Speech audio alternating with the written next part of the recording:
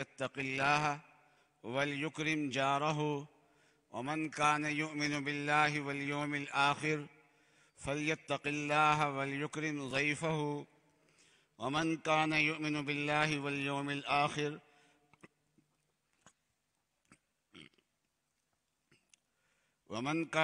بالله واليوم الآخر فليقل حقا أو ليسكت.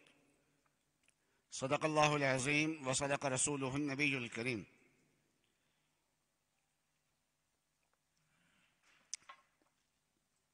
اس حدیث شریف میں متعدد باتیں ارشاد فرمائی گئی ہیں. ان میں سے ایک بات ذرا اس وقت بیان کرنے کا ارادہ ہے کہ رسول اللہ صلی اللہ علیہ وسلم کا ارشاد گرامی ہے کہ جو آدمی اللہ پہ ایمان رکھتا ہو اور اللہ کے رسول پہ ایمان رکھتا ہو، آخرت پہ ایمان رکھتا ہو، اس کو چاہیے کہ مہمان کا اکرام کرے. مہمان نوازی یہ ابراہیم علیہ السلام کی سنت ہے،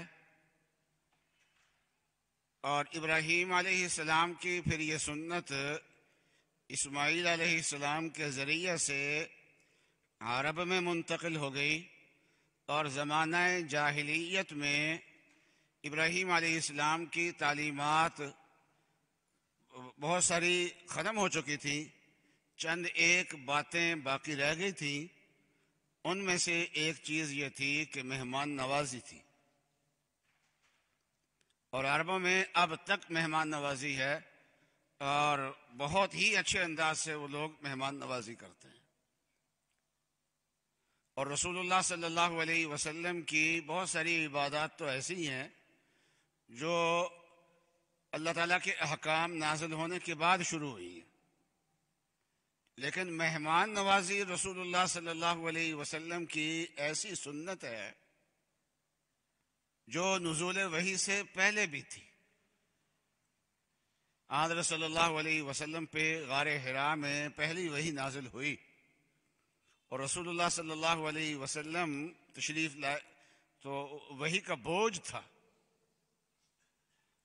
اور اس بوجھ کا غیر اختیاری طور پہ ایک اثر تھا جس کا اظہار رسول اللہ صلی اللہ علیہ وسلم نے حضرت خدیجہ کے سامنے فرمایا کہ اتنا بوجھ ہے کہ جس سے غیر اختیاری طور پہ یہ اندیشہ ہوتا ہے کہ شاید یہ بوجھ مجھے ہلاک کر دے گا، میرے لیے ہلاکت کا باعث بن جائے گا.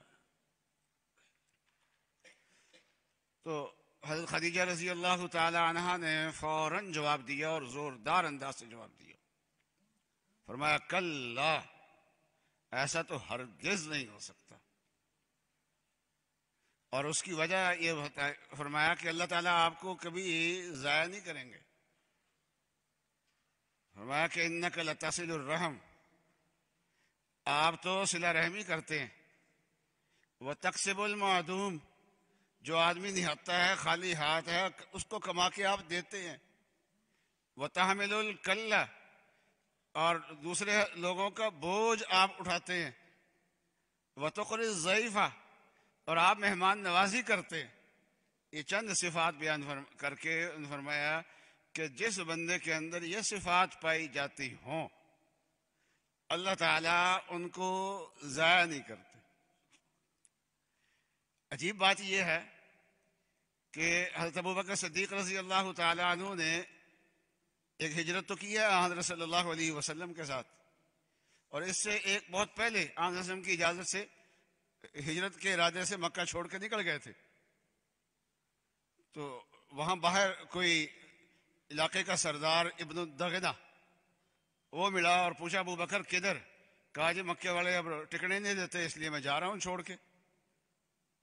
تو اس نے کہا کہ آپ جیسا آدمی نہیں جا سکتا، کہ اور یہی صفات تقریباً انہوں نے بیان کی اس وقت کہ آپ کے اندر تو ایسی ایسی صفات ہیں، اور جس بندے کے اندر ایسی ایسی صفات ہوں وہ کیسے جا سکتا. تو رسول اللہ صلی اللہ علیہ تو یہ مہمان نوازی جو ہے یہ عرب میں تھی، اور پھر یہ رسول اللہ صلی اللہ علیہ وسلم کی سنت ہے، پہلے سے یہ سنت چلتی ہوئی آ رہی ہے. کوئی نہیں، جدھر بیٹھ سکتے آگے آ جائیں. رسول اللہ صلی اللہ علیہ وسلم کی یہ عظیم سنت بھی ہے، اور حضرت صلی اللہ علیہ وسلم نے اس کو ایمان کے ساتھ جوڑا ہے۔ تو یہ ایمان کی ایک شاخ ہے، یوں کہہ لیجئے۔ ایک حدیث شریف میں آتا ہے کہ الایمان بضع و سبعون شعبہ، کہ ایمان کی 70 سے زیادہ شاخیں ہیں۔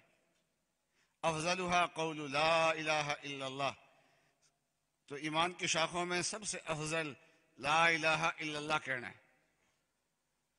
اور وَأَدْنَاهَا إِمَاطَةُ الْأَذَى عَنِ الطَّرِيقِ، اور ایمان کی شاخوں میں سب سے ادنا شاخ، چھوٹی شاخ، وہ راستے سے تکلیف دہ چیز کا ہٹانا ہے۔ وَالْحَيَاءُ شُعْبَةٌ مِّنَ الْإِيمَانِ، اور حیا ایمان کی ایک بڑی شاخ ہے۔ تو رسول اللہ صلی اللہ علیہ وسلم نے فرمایا کہ ایمان کی 70 سے زیادہ، 70-80 کے درمیان میں ایمان کی شاخیں ہیں۔ تو ظاہر بات ہے کہ درخت پہ جو بہار آتی ہے وہ شاخوں اور پتوں سے ہی آتی ہے نا، تو ایمان پہ جو بہار آئے گی وہ ایمان والے جو اعمال ہیں، وہ اعمال جن کو ایمان کی شاخیں قرار دیا گیا ہے وہ ہوں گی، تو ایمان میں بہار آئے گی۔ تو رسول اللہ صلی اللہ علیہ وسلم نے تعداد بھی بتا دی کہ ایمان کی شاخیں کتنی ہیں، 70-80 کے درمیان میں ہیں، اور ان میں سے 3 شاخیں حضرت نے بیان بھی فرما دی۔ تو باقی شاخیں کون سی ہیں؟ اس حدیث کی شرح میں ملا علی قاری رحمۃ اللہ علیہ نے لکھا کہ پہلے تو میں نے نیکیاں جمع کرنی شروع کی، وہ تو سینکڑوں ہیں، 100 سے اوپر نکل گئی ہیں، کہ اس سے بھی بہت آگے جا رہی ہیں۔ اور حضرت صلی اللہ علیہ وسلم فرما رہے ہیں کہ ایمان کی شاخیں جو ہیں وہ 70-80 کے درمیان میں ہیں۔ تو فرمایا کہ پھر میں نے احادیث پہ اثر نو غور کیا، اور وہ احادیث لیں جہاں کسی نیکی کو رسول اللہ صلی اللہ علیہ وسلم نے ایمان کے ساتھ جوڑا ہے یا اسلام کے ساتھ جوڑا ہے۔ تو ان نیکیوں کو میں نے جمع کیا تو وہ 70 سے زیادہ نکلی۔ پھر مولا علی قاری نے اس کو لکھا بھی ہے، اور حضرت تھانوی رحمۃ اللہ علیہ نے ایک رسالہ لکھا ہے فروع الایمان، اور اس میں یہ ایمان کی جو شاخیں ہیں 70 سے زیادہ جو ہیں ان کو بیان کیا ہے۔ تو مہمان نوازی کو بھی رسول اللہ صلی اللہ علیہ وسلم نے تقاضۂ ایمان قرار دیا ہے کہ من کان یؤمن باللہ والیوم الآخر، جو اللہ پہ ایمان لاتا ہو، آخرت پہ ایمان لاتا ہو، اس کو چاہیے کہ مہمان کا اکرام کرے۔ تو مہمان کے اکرام کو ایمان کے ساتھ جوڑا تو معلوم یہ ہوا کہ یہ ایمان کی شاخوں میں سے ایک شاخ ہے۔ مہمان نوازی سے ایمان میں بہار آتی ہے، اور مہمان نوازی ہر مسلمان ہو یا کافر ہو، رسول اللہ صلی اللہ علیہ وسلم نے ہر آنے والے شخص کی مہمان نوازی کی ہے، مومنین کی بھی کی ہے، غیر مومن آئے ہیں رسول اللہ صلی اللہ علیہ وسلم نے ان کی بھی مہمان نوازی کی ہے۔ تو ازواج مطہرات میں سے کسی نے حضرت صلی اللہ علیہ وسلم سے پوچھا کہ یا رسول اللہ، میری والدہ آئی ہیں، وہ ابھی مشرکہ ہیں، ایمان قبول نہیں کیا، تو کیا میں اس کے ساتھ حسن سلوک کروں؟ تو رسول اللہ صلی اللہ علیہ وسلم نے فرمایا ہاں، اس کے ساتھ بھی حسن سلوک کرو۔ اور بعض آدمی کلمہ گو تو ہوتے ہیں اور اپنا نام جو ہے وہ مسلمانوں کی فہرست میں لکھواتے ہیں، لیکن دل میں ایمان نہیں ہوتا، منافق ہوتے ہیں۔ اس قسم کے آدمی بھی رسول اللہ صلی اللہ علیہ وسلم کے پاس آئے ہیں، تو رسول اللہ صلی اللہ علیہ وسلم نے ان کا اکرام کیا۔ حضرت صلی اللہ علیہ وسلم حضرت عائشہ رضی اللہ تعالی عنہ کے حجرے میں تھے کہ ایک آدمی نے دستک دی، آواز دی، السلام علیکم کہا۔ اس زمانے میں حجرے چھوٹے ہوتے تھے، مکانات، اور شور بھی نہیں ہوتا تھا ماحول میں، دروازے سے باہر کھڑے ہو کے اپنا نام لیتے تھے، السلام علیکم کہتے تھے، جب اجازت ملتی تھی تو اندر آ جاتے تھے۔ تو اس نے اپنا نام لیا، اجازت چاہی، تو رسول اللہ صلی اللہ علیہ وسلم نے حضرت عائشہ سے فرمایا کہ بئس اخو العشیرہ، یہ اپنے خاندان کا برا آدمی ہے، بدترین آدمی ہے۔ چنانچہ شارحین حدیث نے لکھا ہے کہ یہ اس وقت تو یہ ظاہری طور پہ مومن تھا، لیکن رسول اللہ صلی اللہ علیہ وسلم کی وفات کے بعد جو لوگ مرتد ہوئے ہیں یہ ان میں شامل ہو گیا تھا، بعد میں مرتد ہو گیا تھا۔ یہ آپ کا فرمان تو ہے، وہ اللہ کا فرمان ہوتا، آپ کا کہنا تو۔ اچھا، حضرت صاحب نے اس کو اجازت دی، اس کو بٹھایا، اچھے طریقے سے اس سے بات کی، اچھے طریقے سے اس سے پیش آئے۔ اس کے جانے کے بعد حضرت عائشہ نے فرمایا کہ آپ نے اس کے بارے میں فرمایا تھا یہ اپنے خاندان کا برا آدمی ہے، اور پھر آپ بڑے نرمی سے اس سے ملے ہیں، اچھے انداز سے اس سے ملے ہیں۔ تو رسول اللہ صلی اللہ علیہ وسلم نے فرمایا، دو باتیں ارشاد فرمائی۔ ایک فرمایا کہ عائشہ مجھے بدگو کب پایا تھا تو نے؟ میں جب بھی ملتا ہوں اچھے طریقے سے ملتا ہوں۔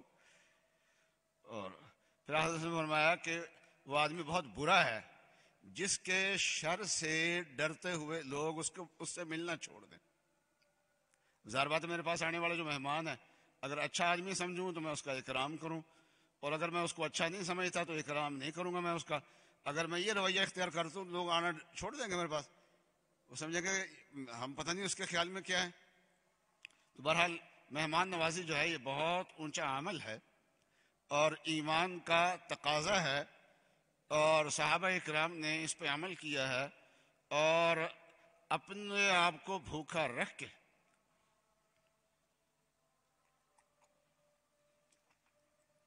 مہمان نوازی میں بہت ساری نیکیاں ہوتی ہیں۔ ایک تو مہمان نوازی ہے، کوئی اجنبی آدمی آ گیا اس کی مہمان نوازی کر رہے ہیں، لیکن یہ ہے کہ اجنبی کی مہمان نوازی جو ہے یہ خیال کر کے آج کل کے ماحول کے اعتبار سے تو احتیاط بھی کرنی چاہیے اجنبی کو اپنے گھر میں بٹھاتے ہوئے بھی، لیکن یہ ہے کہ اجنبی آدمی کی مہمان نوازی کی وہاں مہمان نوازی کا اجر ملے گا۔ کسی عالم کی مہمان نوازی کی ہے تو عالم کے اکرام کا اجر ملے گا۔ خاندان کے آدمی آ گئے ہیں، ان کی مہمان نوازی کر رہا ہے تو ان کی مہمان نوازی کرنے سے مہمان نوازی کا اجر الگ ملے گا، صلہ رحمی کا اجر الگ ملے گا۔ اور اس طریقے سے گھر میں مہمان آ جاتے ہیں تو بہت سارے جہالت ہوتی ہے گھروں میں کہ خامند کا رشتہ دار اگر آ گیا تو بیوی جو ہے اس سے اچھا برتاؤ نہیں کرتی، اور بس اوقات بیوی کا مہمان آ جاتے ہیں تو خامند جو ہے وہ اچھا برتاؤ ان کے ساتھ نہیں کرتا۔ یہ بالکل جہالت کی بات ہے۔ وہ فرق کیا ہے؟ دونوں ماں باپ ہی ہوتے، اس خاندان کے آدمی جو بھی ہیں ان کا اکرام ہے۔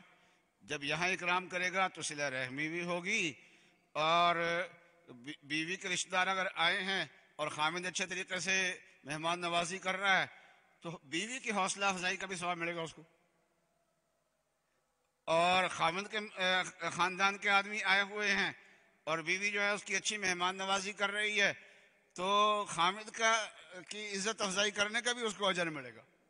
تو ایک مہمان نوازی میں کئی اجر ہوتے ہیں، تو اس لیے مہمان سے ماتھے پہ بل نہیں ڈالنا چاہیے۔ اور حضرت ابراہیم علیہ السلام جو ہے ان کی مہمان نوازی کا تذکرہ قرآن پاک میں آتا ہے، رسول اللہ صلی اللہ علیہ وسلم نے فرمایا، اور ایک حدیث میں آتا ہے کہ فَلْيُكْرِمْ ضَيْفَهُ جَائِزَتَهُ، مہمان کا اکرام کرے اور اس کے جائزے کا اہتمام کرے۔ تو رسول اللہ صلی اللہ علیہ وسلم سے پوچھا گیا رسول اللہ وہ جائزہ کیا ہے؟ تو جائزہ یہ ہے، فرمایا کہ ایک دن ذرا مہمانی اچھی طریقے سے کرے، ذرا بڑا چڑھا کے کرے، تو یہ ہے جائزہ۔ اور رسول نے فرمایا کہ مہمان نوازی 3 دن تک ہوتی ہے، 3 دن تک مہمان نوازی ہے، اور 3 دن سے زائد اگر وہ ٹھہرا ہوا ہے پھر بھی اس کی خدمت کر رہے ہیں، کھانا کھلا رہے ہیں، ٹھہرایا ہوا ہے، تو پھر یہ صدقہ ہوگا، اجر پھر بھی ملے گا۔ لیکن 3 دن تک مہمان نوازی اور 3 دن کے بعد جو ہے وہ صدقے کا اجر ہوگا، وہ مہمان نوازی نہیں اب رہے گی۔ تو جہاں مہمان نوازی کے فضائل رسول اللہ صلی اللہ علیہ وسلم نے بیان فرمائے ہیں وہاں مہمان کو بھی کچھ ہدایات دی ہیں۔ فرمایا کہ کوئی مہمان کسی کے پاس جا کے اس کو تنگ نہ کر دے، اتنا ٹھہرا لمبا کہ وہ تنگ ہو گیا، اور بس اوقات ایسی فرمائشیں کر دی جاتی ہیں جو فرمائش پوری کرنی مشکل ہوتی ہے ان کے لیے، تو اس لیے کوئی فرمائش کرتے ہوئے بھی انسان کو ذرا خیال کرنا چاہیے۔ اور اسی طریقے سے بعض لوگ جو ہے وہ کیا ہے عین کھانے کے وقت میں پہنچیں گے، تو یہ مناسب نہیں ہوتا۔ اگر ایسے وقت میں پہنچا ہے تو کھانا کھا کے پھر پہنچے، اور پہنچ کے جا کے اطلاع دے دے۔ بعض لوگ جب کھانا تیار کر لیا تو پھر کہتے بھوک نہیں ہمیں، ہم کھانا کھا کے آئے تھے۔ وہ اللہ کے بندے، اگر آپ کھانا کھا کے آئے تھے تو آتے ہی آپ کو چاہیے تھا، بتانا چاہیے تھا۔ اور مہمان نوازی جو ہوتی ہے، ایک دوسرے شہر سے آیا ہے اس کی مہمان نوازی اور ہوتی ہے، اپنے شہر سے جو آیا ہے اس کے مہمان نوازی صرف چائے پانی پر اکتفا کرنے سے ہوتی ہے۔ اور ہمارے ساتھ تو یہ ہوتا رہتا ہے نا، پنڈی سے ایک آدمی آ گیا اور کہتے ہیں میں پنڈی سے آیا ہوں، آپ سے ملنے کے لیے آیا ہوں۔ اب ایک آدمی پنڈی سے آیا ہے تو اس کے لیے پانی کا انتظام کرنا چاہیے، چائے کا انتظام کرنا چاہیے، اور کھانے کے وقت میں کھانے کا انتظام کرنا چاہیے۔ تو بعد میں وہ بتاتے ہیں جی وہ یہاں شادی تھی وہاں پر آئے تھے، تو پھر وہاں سے فارغ ہو کے آپ کے پاس ملنے کے لیے آ گئے۔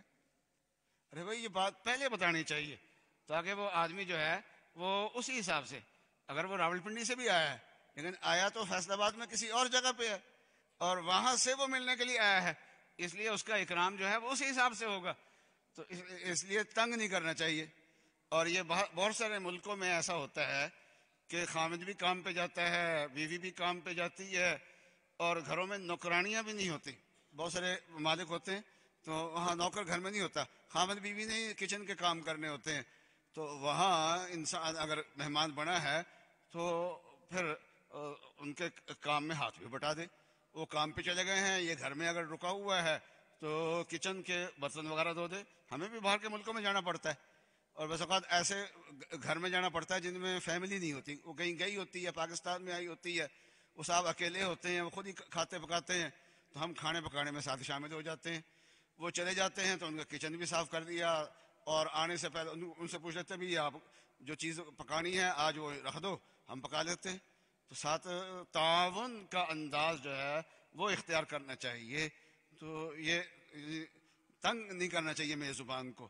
تو یہ ایک رسول اللہ صلی اللہ علیہ وسلم کی عظیم سنت بھی ہے اور ایمان کا ایک تقاضا بھی ہے۔ یہ میں نے آپ کے سامنے اس وقت عرض کیا ہے۔ تو اس وقت نکاح ہے، تو اب نکاح ہوگا انشاءاللہ، خطبہ ہوگا اور نکاح ہوگا۔ بیٹا یہ درس قرآن.com www.درسقرآن.com